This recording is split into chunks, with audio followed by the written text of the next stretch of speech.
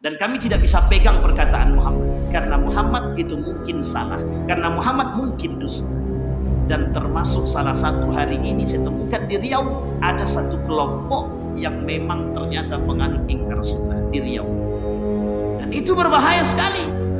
Hanya saja mungkin mereka tidak sebesar kelompok yang lain, tetapi ketika mereka mengusik orang lain, mengajak untuk mencela, mencaci dan memaki baginda Nabi Muhammad SAW, mengingkari, kalaulah sekedar tidak mengikuti sunnah Nabi, itu mungkin tidak dipermasalahkan, bahkan tak dosa. Tapi ketika mereka mengingkari sunnah Nabi, maka disinilah persoalannya, berkaitan kepada akidah, dia bisa rusak. Mereka bekerja sama dengan orang Yahudi, Nasrani. Tujuannya apa? Bagaimana caranya menggoyangkan baginda Nabi Muhammad SAW. Sampai-sampai saking seriusnya mereka ingin membunuh Nabi, tidak hanya sekedar mengingkari sunnah Nabi, tidak hanya sekedar mengingkari risalah Nabi, tapi yang mereka ingkari adalah bahkan mereka membangun masjid khusus untuk menghancurkan baginda Nabi. Mereka bangun masjid untuk memecah Islam. Mereka bangun masjid untuk membunuh Nabi. Namanya Masjid Dirar.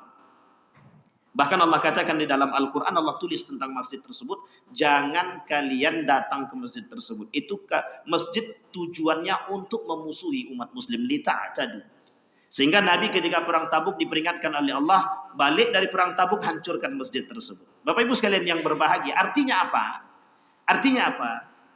Salah satu yang bisa membatalkan syahadat manusia adalah munculnya kelompok-kelompok yang mengingkari baginda Nabi Muhammad SAW. Yang pertama.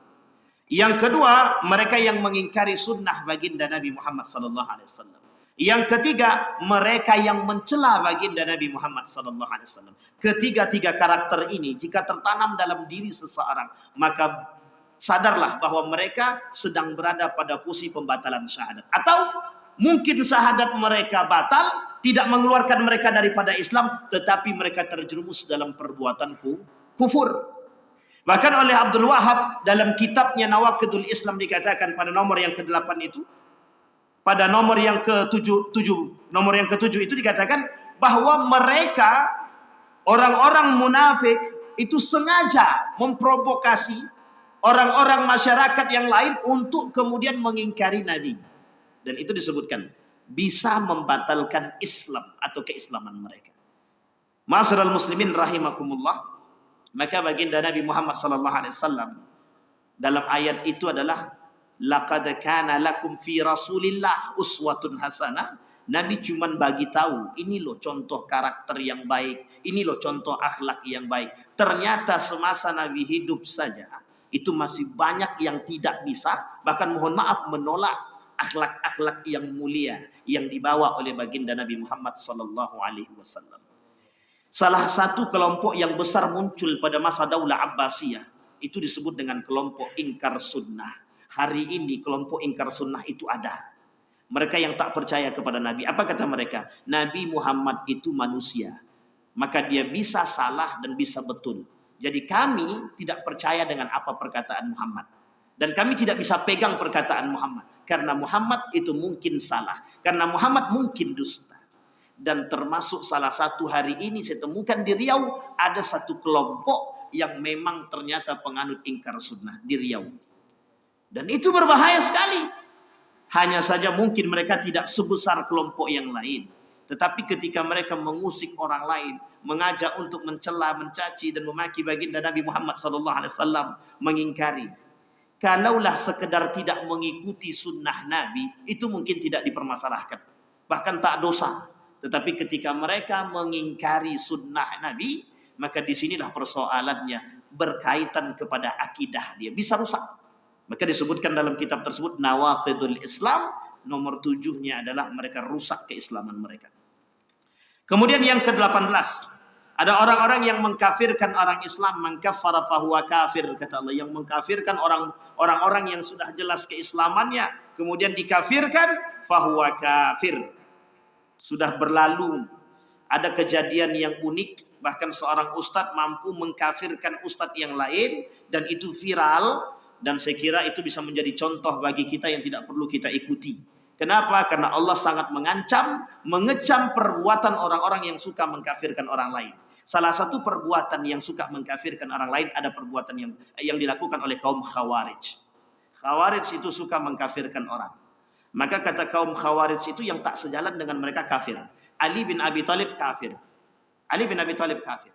Kemudian Muawiyah kafir, Aisyah kafir, Abdullah bin Umar kafir, Abdullah bin Abbas kafir, Ibnu Mas'ud kafir, dan lain sebagainya. Abu Musa al-Asy'ari dibilang kafir karena orang-orang yang masuk dalam kelompok Ali dan Muawiyah itu oleh kelompok Khawarij disebut dengan kafir.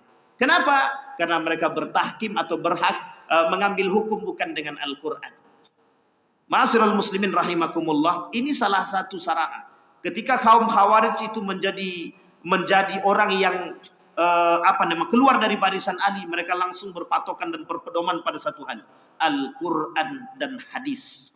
Yang tak kembali kepada Quran dan hadis bukan dari golongan kami. Bahkan mereka mengambil hukum hanya kepada Al-Quran tapi tidak dengan hadis. Itu karakter orang-orang yang Khawarij, suka mengambil kesimpulan tersendiri.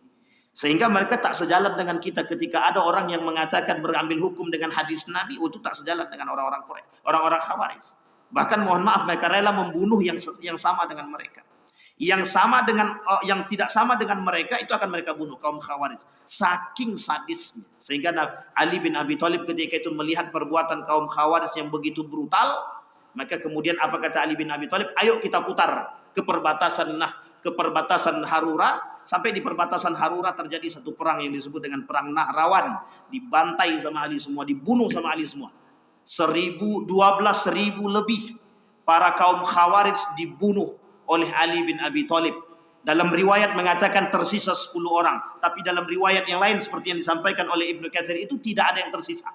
Tapi dalam Ibnu Hisham tersisa 10. Kelak yang 10 orang ini kata Ibnu Hisham mereka masuk ke salah satu perang yang terjadi dan ikut membunuh daripada anak daripada Ali bin Abi Thalib, yaitu Al-Husain di Karbala. Kenapa mereka mengkafirkan orang?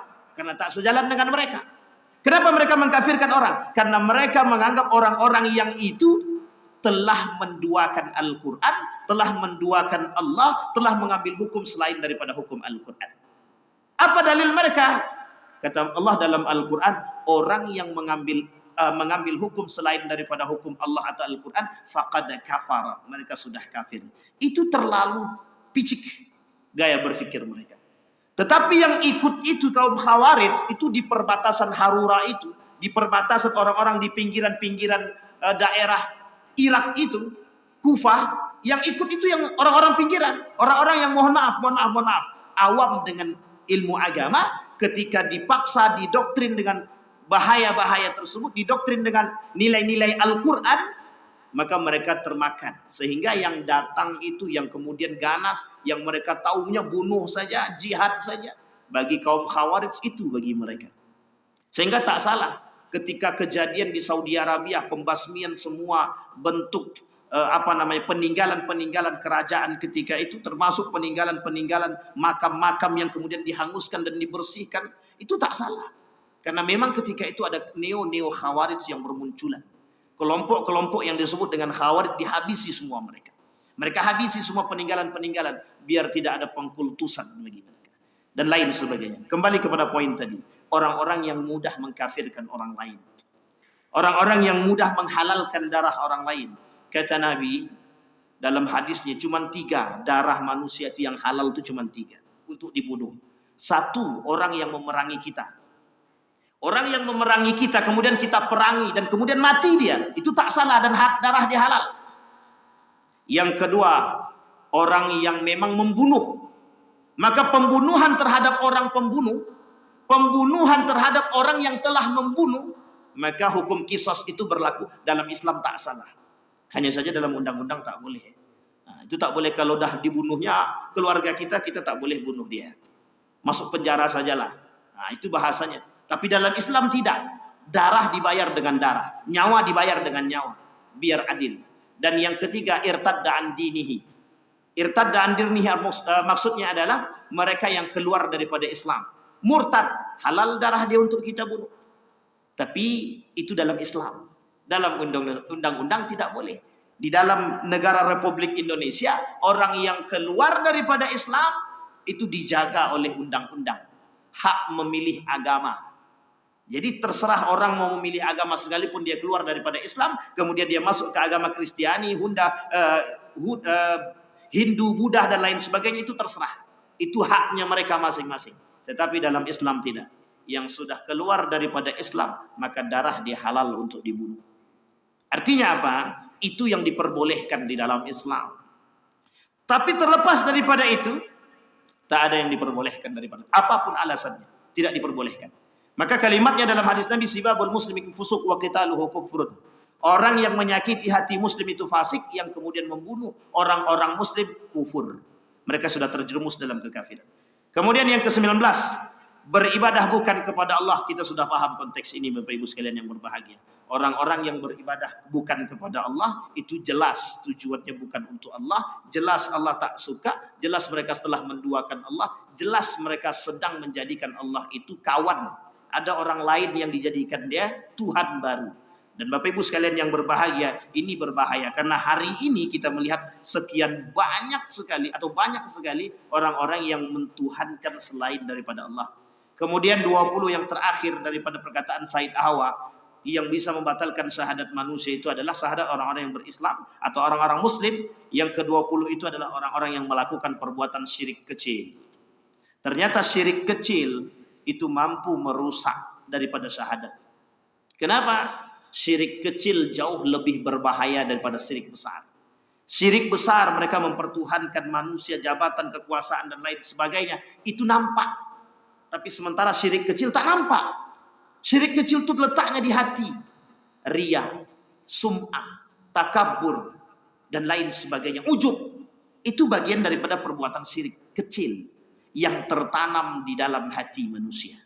Sehingga kata Hasan al-Basri, yang paling berat bagi manusia, bagi orang yang berislam adalah ketika mereka terjangkit perbuatan syirik kecil. Ternyata perbuatan syirik kecil oleh para ulama bisa menyebabkan mereka membatalkan syahadat mereka dan bisa menyebabkan mereka keluar daripada Islam.